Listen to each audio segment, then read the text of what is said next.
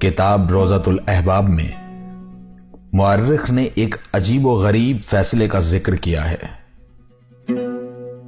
जो हजरत अली अलैहिस्सलाम ने एक औरत के बारे में किया था।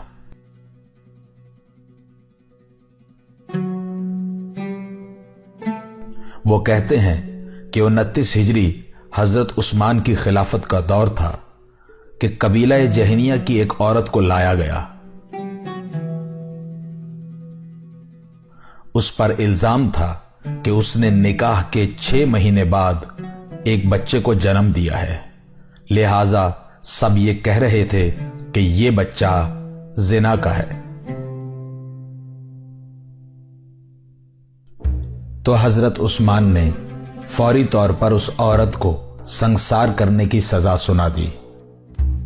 लेकिन जैसे ही अमीरुल मोमिनीन अली इब्न अबी तालिब को इस वाक़े का इल्म हुआ, इमाम ने फौरी तौर पर दारो शरा में आकर फरमाया कि अगर इस फैसले को रोक दो तो बेहतर है, क्योंकि कुरान की रूह से ये औरत ज़ना नहीं कर सकती। इस पर सब ने ताज्जुब से पूछा कि कुरान की रूह से कैसे ये साबित हो सकता है कि ये औरत ज़ना नहीं कर सकती, जबकि इसने निकाह के 6 महीने बाद एक बच्चे को जन्म दिया है। हज़रत अली अलैहिस्सलाम ने फरमाया, कुरान कह रहा है व हमलहु व फिसालहु सलासून शहरन, यानी हमल और दूध पिलाने की मुद्दत 30 माह है।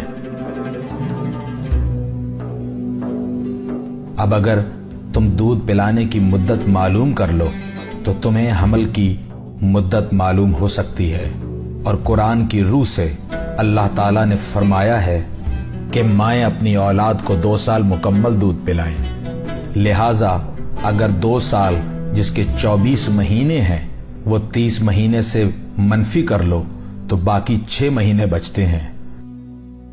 लिहाजा कुरान की रूह से कम अज कम 6 महीने में कोई औरत बच्चा जन सकती है। लिहाजा इस औरत का ज़ना करना यकीनी तौर पर साबित नहीं होता। हजरत उस्मान ने फौरी तौर पर इस मामले पर गौर किया और एक शख्स को रवाना किया और कहा कि शैतान का काम है कि वो अपने कामों में जल्दी करता है, लिहाजा मैं हुक्म देता हूं कि इस मामले को मुअख्खर किया जाए और सजा देने में जल्दी न की जाए।